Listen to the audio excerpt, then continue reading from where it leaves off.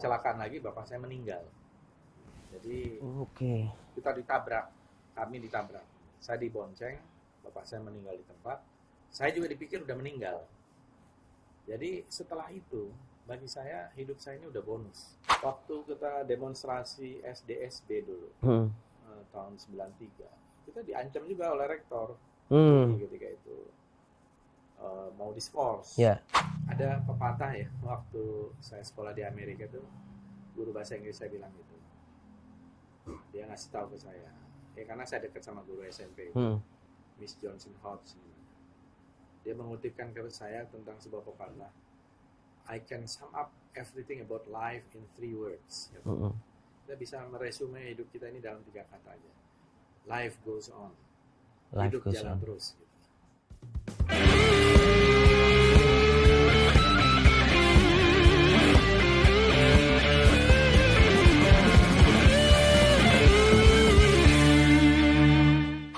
Waduh, langsung ya ini ya, Pak Jokowi. Ya. Ini kayaknya udah sengaja ya dia. Ini tadi kan random Bang Fadli ngambilnya. Nah, melihat Pak Jokowi akhir-akhir ini, dari dulunya tadi menarik kita nyambung soal bahwa Bang Fadlizon ternyata yang juga ikut merekomendasikan di awal untuk Pak Prabowo menjadi Menteri Pertahanan dan ada semangat rekonsiliasi di situ. Dan kalau kita lihat akhir-akhir ini, walaupun ada beberapa tokoh yang memang Pak Jokowi sering memberikan pujian dan lain sebagainya, tapi kayaknya semakin condong ke Pak Prabowo. Melihat hal yang sama juga, bagus Bang ya. Fadli. Saya waktu di Kamboja dalam ASEAN AIPA Interface, Leaders Interface, saya kebetulan ketemu Pak Jokowi di situ.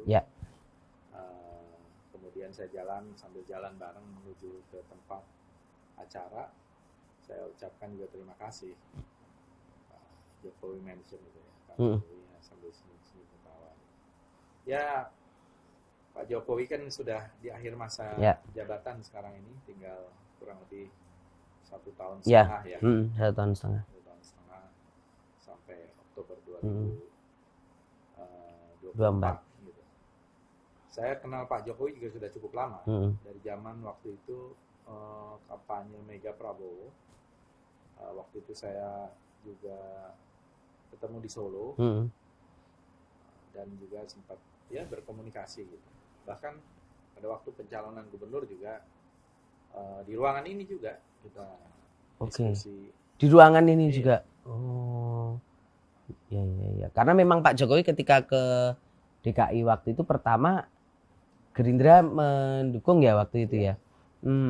Nah, sebenarnya proses yang ingin saya tahu tuh Bang, proses rekonsiliasi itu sampai akhirnya Pak Prabowo, iya ya kayaknya saya harus bergabung. Terus kemudian mulai ngobrol waktu itu di MRT ya. Mulai ngobrol itu prosesnya seperti apa sebenarnya Bang Fadli? Ya, saya kira karena situasi situasi pada saat itu kan seperti terbelah gitu. Dan memang masih panas gitu.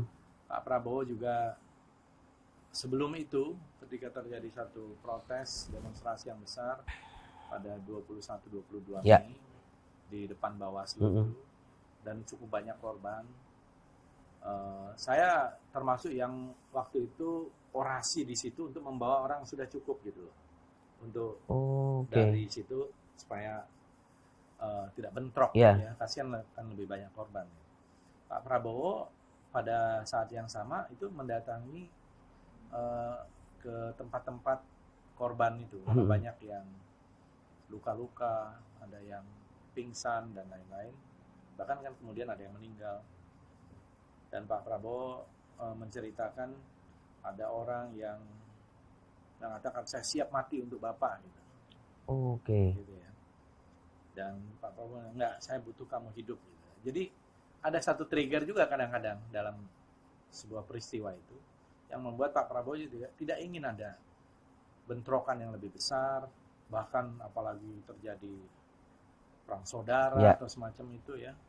Saya kira ada kesadaran ya sudah, ini kontestasi ini lepas dengan berbagai macam catatan yang kita juga punya catatan yang panjang juga. Ya inilah realitas yang harus dihadapi. Dan ini yang saya kira membuat beliau punya kesadaran untuk begitu juga dari pihak Pak Jokowi juga, bagaimana ada semacam rekonsiliasi itu. Dan akhirnya terjadilah. Dan saya kira itu satu hal yang baik, karena setelah itu juga kita menghadapi tantangan-tantangan yang lebih berat, pandemi COVID dan lain-lain. Tapi dengan bergabungnya Gerindra ke koalisi, ada juga pandangan yang menyebutkan bahwa ada kelompok-kelompok yang nggak suka, kelompok-kelompok yang dulu selalu menjadi oposisi dari pemerintah, yang mungkin dari pemilu 2014-2019 menjadi konstituen dari Gerindra. Akhirnya berpaling, Bang Fadli.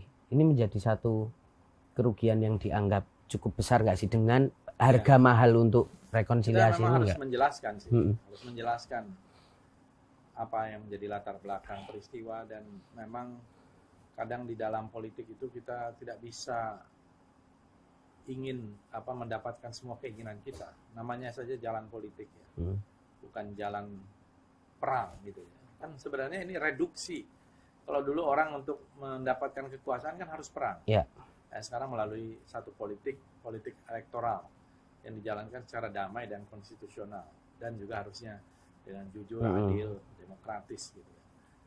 Jadi lepas dari catatan itu, saya kira pasti ada yang kecewa, ada yang tidak suka, ada yang kemudian balik badan.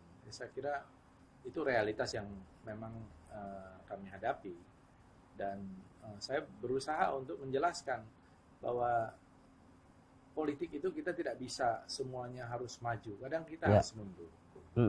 Bahwa di dalam politik itu perlu ada wisdom, perlu ada kadang-kadang ya namanya politik. Ada, kita tidak bisa hantam kromo. Ada take and give, ada kompromi, kadang-kadang ada ya itulah politik. Politiknya seperti itu.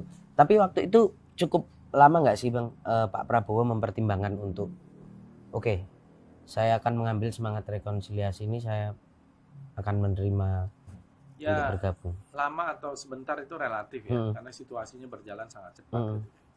Bang Fadli, tapi menyambung tadi soal rekonsiliasi tadi, di internal Gerindra sendiri waktu itu sempat ada dinamika yang tarik-menarik yang cukup kuat gak? Saya kira enggak ada ya, karena kita semua menyadari gitu ya, ada satu situasi yang memang membutuhkan satu langkah besar gitu ya. Tentu terbelah, ada yang ingin oposisi, ada yang ingin koalisi, ya. Tetapi di Gerindra kan diputuskannya di Dewan Pembina. Pada umumnya kemudian dengan penjelasannya Pak Prabowo itu bisa menerima bahwa saatnya kita berkoalisi. Ya, artinya supaya keterbelahan yang ada di masyarakat ketika itu tidak menjadi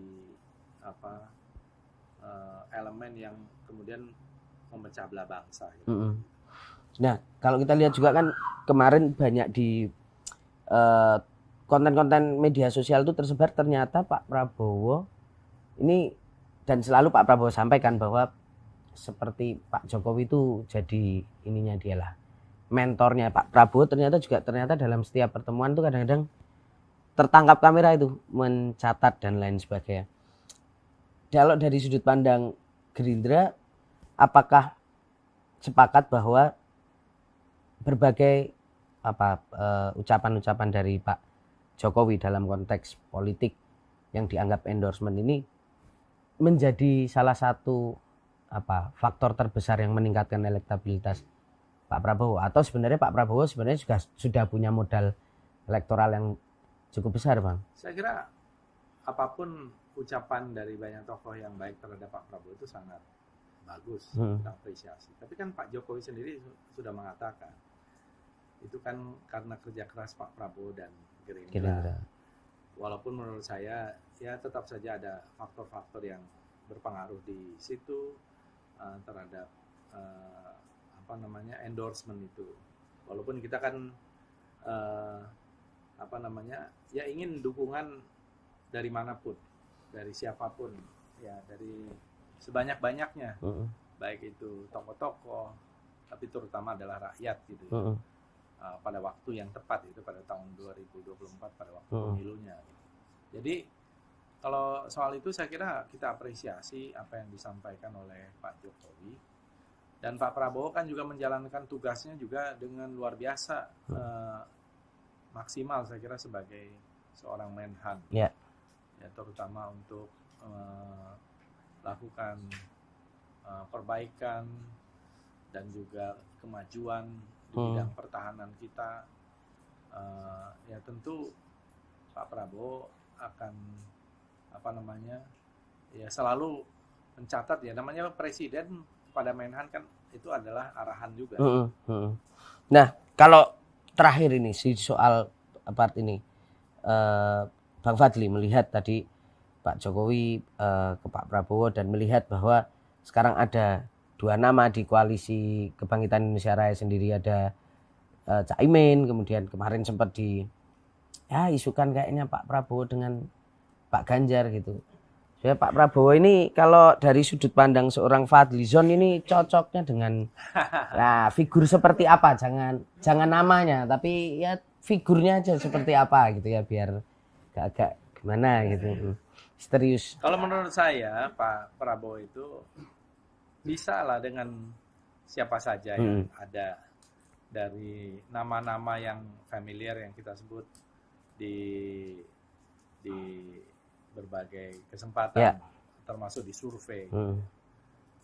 Pertama tentu kita ingin, karena presidential threshold itu 20%, itu adalah satu hal yang sangat krusial karena menjamin kecukupan syarat. Ya. Artinya orang yang menjadi wakilnya Pak Prabowo itu harus membawa atau melengkapi persyaratan untuk 20% presidential threshold. Selebihnya menurut saya orang-orang yang ada ini, siapapun itu, saya kira sudah teruji.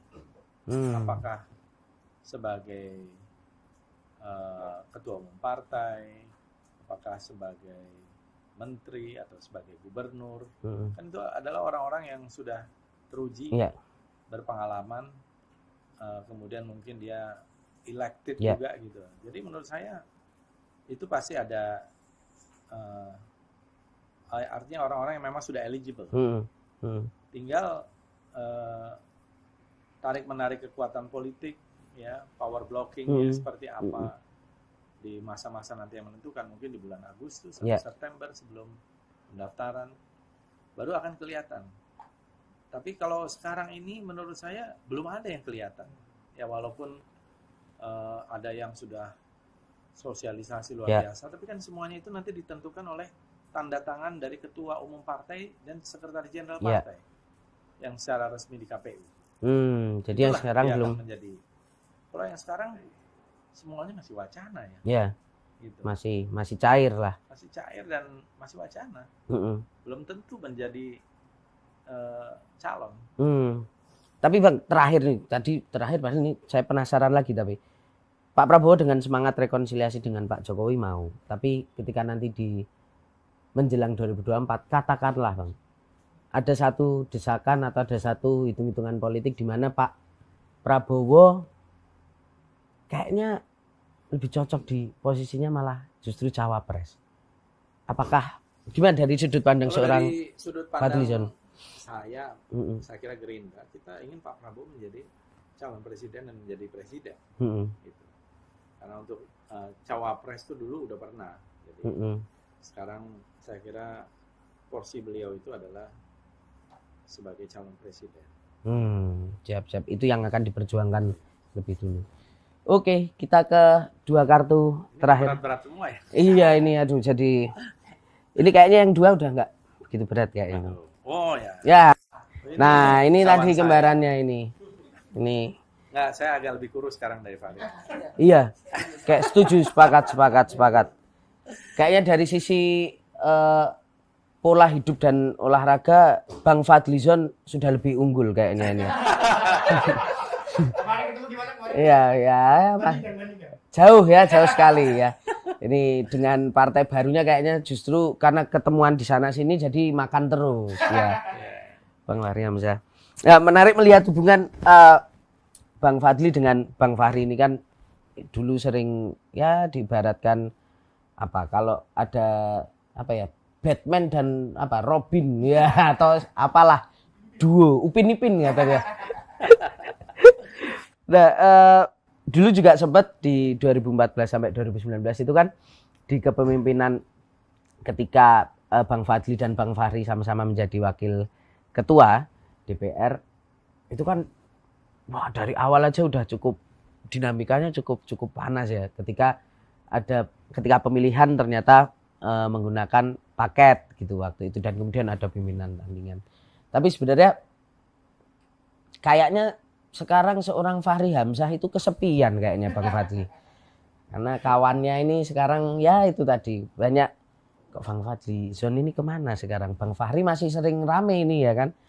Itu apakah juga karena ya melihat posisi Gerindra hari ini jadi ya Bang Fahri Hamzah ini kayaknya sekarang mulai kesepian atau seorang Fadlizon tetap enggak, gitu saya ya? sering ketemu juga kadang-kadang. Ketemu ya. Kecuali di bulan puasa ini saya belum pernah ketemu. Kayaknya kalau itu menahan diri untuk nggak ketemu ya. Siap. Ya, kadang ke tempatnya, kafenya Fahri Hamzah di Cibubur gitu ya. Dan beliau kadang-kadang juga ke tempat saya di sini untuk ya silaturahim, jalan terus. WA juga sering. Nah, kalau soal silaturahmi itu ya memang saya kira sangat penting gitu. Dan waktu kami sama-sama jadi wakil ketua DPR, kita memang sering bagi tugas juga.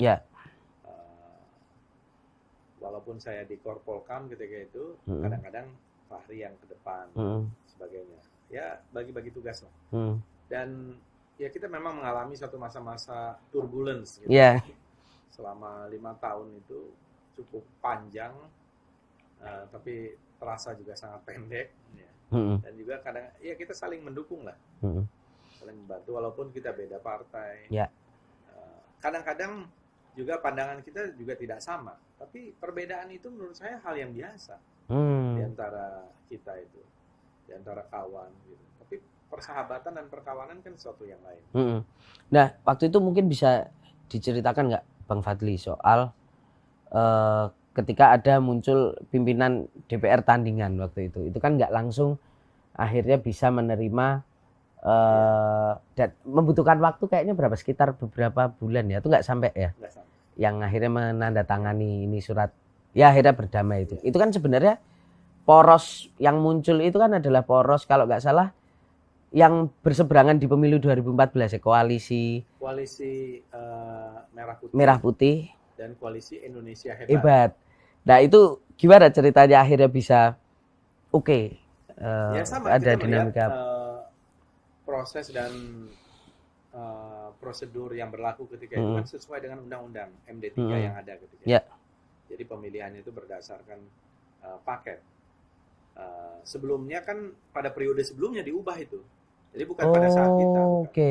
Jadi pada periode sebelumnya, pada periode 2009-2014, undang-undang tersebut diubah, undang-undang MD3, undang-undang diciptakan, gitu. Diciptakan bukan diubah. Dan di situ disebutkannya paket.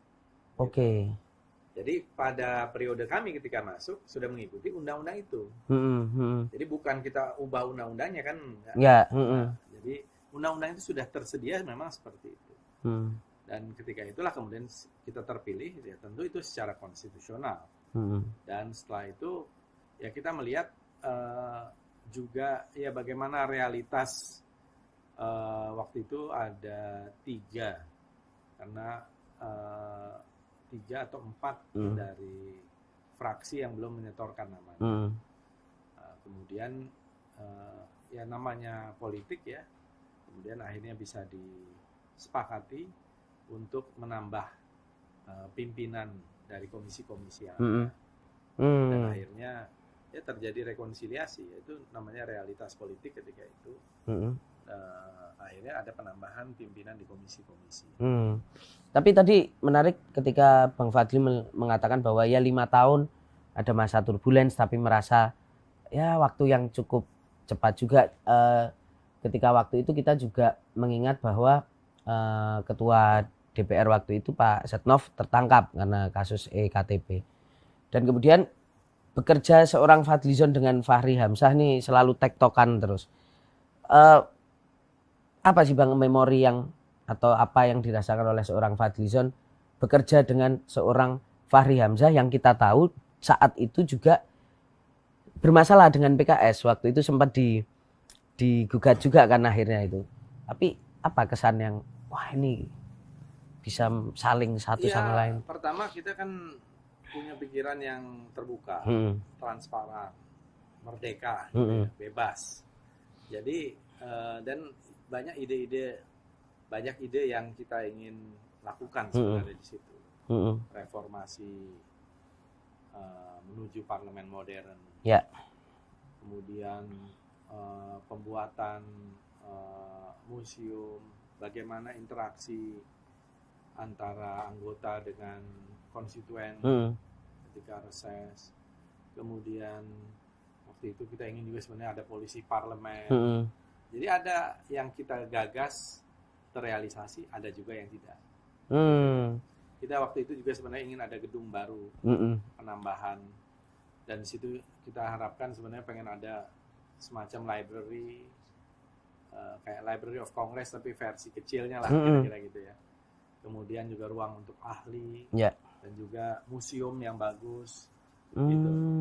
Tetapi itu tidak terrealisasi, termasuk alun-alun demokrasi, ya tempat orang berunjuk rasa, dan seterusnya. Jadi itu hal yang tidak tercapai. Tapi ada juga yang tercapai, terutama di dalam aturan-aturan internal di dalam terkait dengan perbaikan anggota, perbaikan di dalam pembuatan undang-undang. Ketika itu kan karena ekspertisnya itu ada di komisi gitu.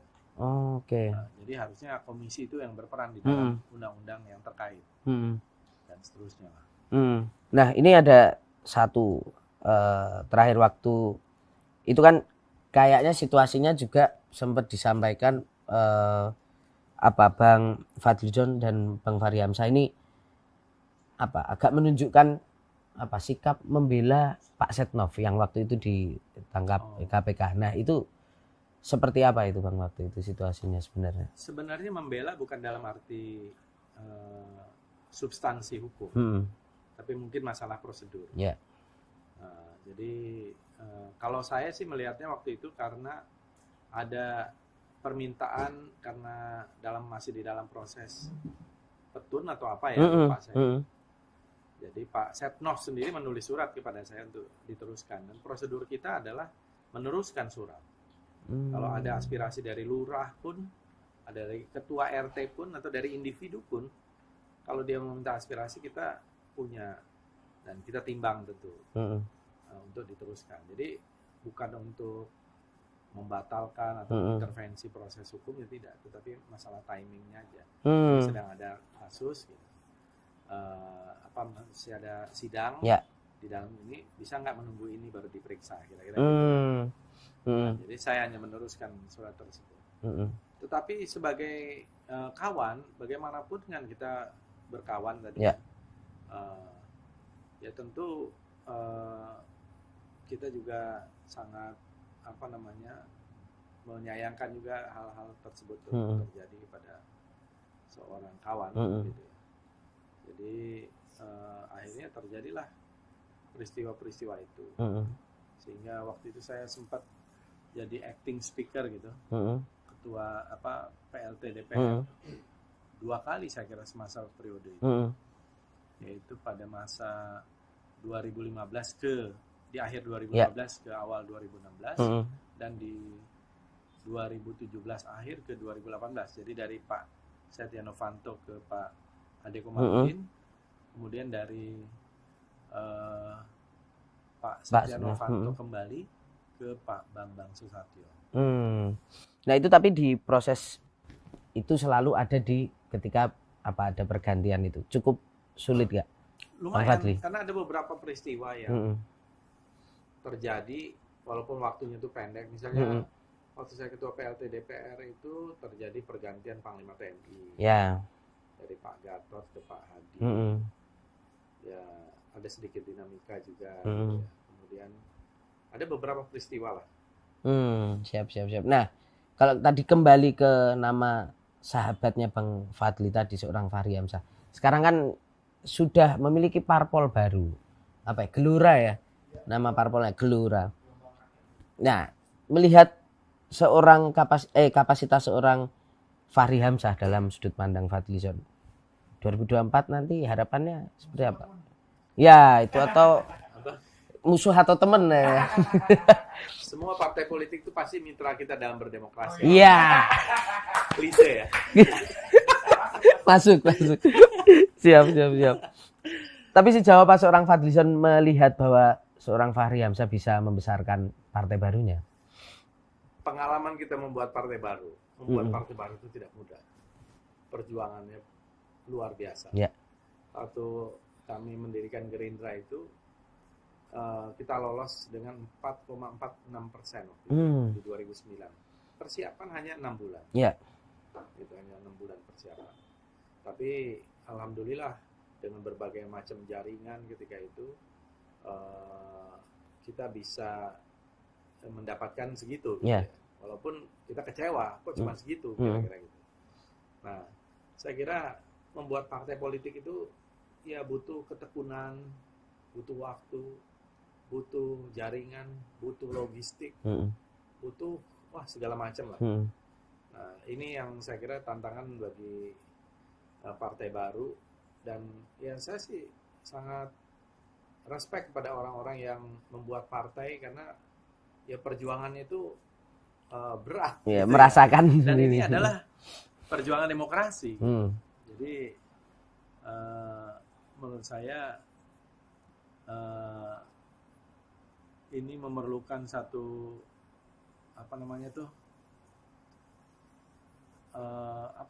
istilahnya itu totalitas. Gitu. Totalitas. Ya. Dan Fahri Hamzah cukup mampu. Sedang berjuang. Ya. Sedang berjuang. Kalau cukup mampu nanti kita lihat nanti setelah 14 Februari 2024. Iya. Biar nanti jadi duo ini ke parlemen lagi gitu kan. Siap. Nah, ini terakhir. Terakhir. Oh, aktivis. Jadi ini yang dengan aktivis. Bang melihat banyak sekali ini kalau kita cek Fadlizon gitu. Wah, banyak sekali ini prestasi-prestasinya dan lain sebagainya gitu sebagai seorang siswa, terus kemudian jadi seorang aktivis di UI juga kan waktu itu. Nah, sebenarnya apa yang kalau anak-anak sekarang itu kan sering pertanyaannya, wah apa yang menginspirasi, dan katakanlah kita berangkat awal dari pola pendidikan keluarga. Seperti apa seorang Fadlizon kecil itu dididik? Saya ini dari keluarga yang sederhana. Ibu saya ibu rumah tangga, bapak saya di guru, kemudian menjadi manajer hotel di Cisarua Bogor, di Puncak. Dan satu hari waktu itu saya kecelakaan karena saya suka naik gunung. Itu umur berapa SMP. itu Bang? SMP. 14 loh, umur 14 saya bikin grup pencinta alam bersama teman-teman di SMP Negeri Cisarua 1 di Gadok. Sekarang SMP 1 Megamendung. Nah, saya kecelakaan, patah kaki, sempatnya koma gitu ya. Oh, sampai koma itu Bang? Terus 3 bulan kemudian setelah saya agak sembuh, saya dibawa ke Cimande waktu itu, patah tulang. Kira-kira mau berangkat lagi dari rumah kami itu di Cisarua, di atas pasar Cisarua itu Bogor. Turun lagi, dibonceng oleh bapak saya. Bapak saya mau nganter saya cek gitu. Saya udah pakai tongkat. Kecelakaan lagi, bapak saya meninggal. Jadi kita ditabrak, kami ditabrak. Saya dibonceng, bapak saya meninggal di tempat. Saya juga dipikir udah meninggal. Jadi setelah itu, bagi saya hidup saya ini udah bonus. Jadi umur saya 14-15 itu saya sudah anak yatim, anak pertama dari 3 bersaudara. Ya saya merasa hidup saya itu udah bonus. Jadi setiap hari bagi saya itu sebuah hadiah. Pagi bangun pagi itu saya sampai sekarang tuh merasa itu hadiah, anugerah. Jadi karena saya harusnya, ya mungkin saya harusnya udah meninggal pada waktu itu. Nah, ibu saya ibu rumah tangga biasa, nggak punya pekerjaan, ya, jualan-jualan gitulah ya. Jadi saya, adik-adik saya semua harus dapat beasiswa. Jadi akhirnya alhamdulillah saya dapat beasiswa. SMA dipindah ke Jakarta. Kemudian kelas 3 saya dapat AFS ke Amerika setahun, lulus di Amerika. Alhamdulillah dengan summa cum laude. Masuk UI. Alhamdulillah menjadi mahasiswa berprestasi pertama UI. Ketiga nasional. Karena kita harus fight. Kalau enggak kita nggak dapat kesempatan. S2 saya juga dapat beasiswa dari pemerintah kerajaan Inggris di London School of Economics, baru S3. Adik saya juga demikian. Dia juga di pesantren Darun Najah, dapat beasiswa. Habis itu sekolah di Al-Azhar, Kairo. Kemudian yang kecil juga begitu. Yang perempuan di pesantren. Kemudian habis itu sekolah di Universitas Islam Antarbangsa. Jadi kami ini keluarga pemburu beasiswa sebenarnya. Mau nggak mau karena situasi. Jadi dan kita ingin, ya karena saya ini merasa dianugerahi hidup, ya kita harus saya itu ingin mengisi hidup ini maksimal gitu. Menjadi manusia yang multidimensi, bukan hanya monodimensi. Jadi ya karena hidup kita ini singkat ya, kalau kita punya hobi seni, hobi apa, ya begitulah kita isi dengan maksimal. Tapi menariknya gini Bang, ketika waktu itu sebagai seorang tadi beasiswa hunter tadi, kemudian turun ke jalan juga untuk melakukan demonstrasi, itu kan ada batas yang kemudian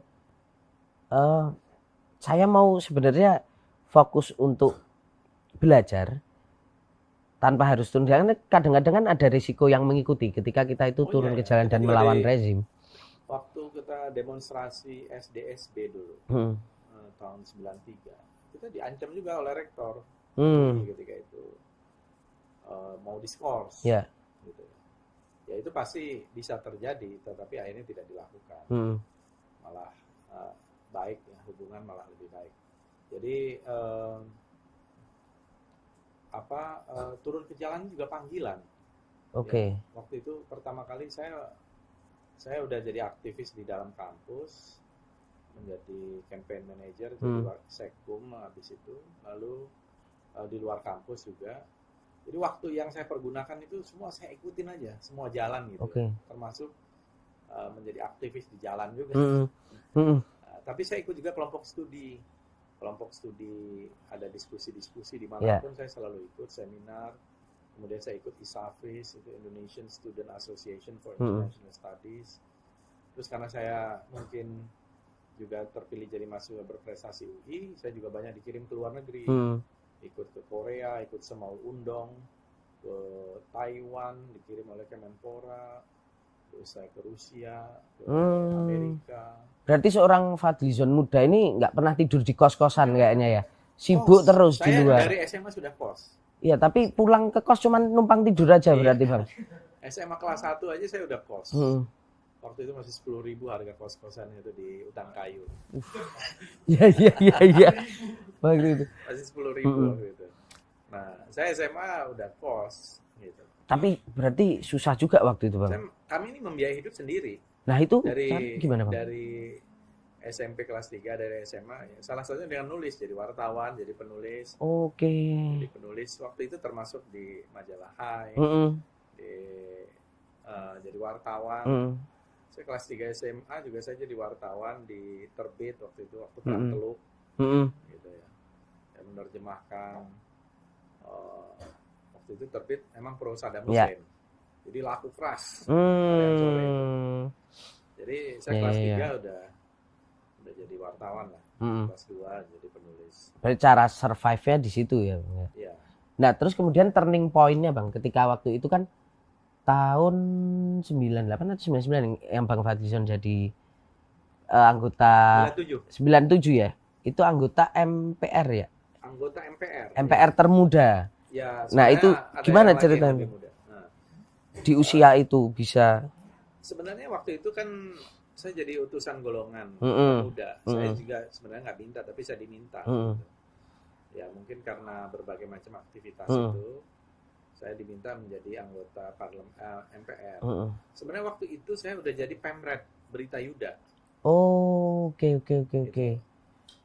Sempat lah. Sekian waktu yang sangat pendek. Sempat jadi Pemret Berita Yuda. Waktu saya jadi suruh pilih. Itu mau tetap di situ atau mau jadi perwakilan golongan. Ya udah, saya pikir ini pengalaman yang bagus gitu. Artinya mulai dari situ karir seorang Fadlizon di Senayan tuh mulai ya, tapi nggak panjang kan. Setelah itu ada reformasi, kemudian saya masuk ke dunia profesional, pernah menjadi direktur oil and gas company di plantation juga gitu ya. Kemudian saya ngambil kuliah lagi, menjadi dosen juga sempat di UI kurang lebih 5 tahun. Jadi pengajar sampai sekarang juga saya menjadi staf pengajar. Oh, masih sekarang di UNAS. Ya. Jadi mengajar, memberi seminar dan lain-lain itu masih sering. Tapi dari sekian banyak tadi kasus Bang Fadli habis jatuh terus ayah kecelakaan di situ bertubi-tubi hidup harus ya terlunta-lunta lah kasarannya, tapi masih tetap bisa struggle dengan itu. Apa yang ada di pikiran seorang Fadlizon waktu itu dan apa kiat-kiatnya melewati itu? Ya ada pepatah ya, waktu saya sekolah di Amerika itu guru bahasa Inggris saya bilang gitu. Dia ngasih tahu ke saya, ya karena saya dekat sama guru SMP, Miss Johnson Hobbs. Dia mengutipkan ke saya tentang sebuah pepatah. I can sum up everything about life in 3 words. Gitu. Kita bisa meresume hidup kita ini dalam 3 kata aja. Life goes on. Hidup jalan terus. Gitu. Jadi ya bagi saya memang kehidupan ini sebuah tempat transit yang kita akan jalan terus. Kita diberi waktu, kita nggak tahu berapa lama. Sebuah kontrak yang tidak bisa diperpanjang dan tidak bisa diperpendek. Gitu. Tapi ya kita harus maksimalkan apa yang diberikan oleh Tuhan kepada kita ini selama kita hidup. Dan saya tuh kayak seperti diberi teguran itu 2 kali saya setidaknya pada waktu itu udah mau antara hidup dan mati kira-kira gitu. Jadi ya saya menghayati kehidupan ini atau menghargai kehidupan ini sebagai sebuah anugerah tadi. Bonus tadi ya setelah itu. Sebuah hadiah. Siap. Bang Fadli, karena ini sudah terbuka semua dan terakhir lah ini di 2024 nanti akan gimana ini caleg lagi? Ya, saya kan sekarang anggota DPR dari Dapil 5 Jawa Barat, Kabupaten Bogor. Jadi saya akan insya Allah akan menjadi caleg lagi di situ karena Bogor ini kan luas. Yeah. Kabupaten Bogor ini penduduknya aja 6 juta, mungkin pemilihnya sekitar 4 juta. Dan Gerindra di situ menjadi pemenang. Alhamdulillah saya juga kemarin didukung oleh masyarakat di Kabupaten Bogor dengan suara tertinggi, 231.000. Wah, bagi saya itu beban. Malah beban ya, pencapaian itu ya. Ya kan berarti kan banyak ekspektasi terhadap saya gitu. Ya itu kan tapi mungkin panenannya 2014-2019 ini terus bersuara. Ya berarti nanti dalam waktu dekat inilah ya kita juga nanti melihat seorang Fadlizon kayaknya harus turun gunung ini mengawal Pak Prabowo juga ini kayaknya. Iya ya. Saya pasti akan dukung beliau ya. Dan saya yakin insya Allah ini peluang yang sangat terbuka. Dan ya mudah-mudahan Pak Prabowo mendapatkan mandat dari rakyat terpilih dan bisa membawa Indonesia ini bangkit dan juga menjadi cita-cita para founding fathers, Indonesia Raya. Indonesia Raya. Jadi bukan Indonesia saja, tapi Indonesia Raya. Iya. Siap, mantap. Wah, luar biasa kebersamaan kita lebih dari 1 jam ya. 1 jam 30 menit ini daging semua. Terima kasih Bang Fadlizon. Semoga kita tunggu keramaian lagi ya, kritik-kritik ya. Perlu diramaikan lagi ya. Perlu. Publik ini kangen ini. Ini nanti kesepian sendirian nih Bang. Kesepian sendirian ini. Siap. Terima kasih banyak Bang. Semoga selalu sehat selalu. Terima kasih sahabat Kompas.com dimanapun berada. Tetap perhatikan Gaspol untuk edisi selanjutnya. Tetap ngegas dan tetap nampol. Ya.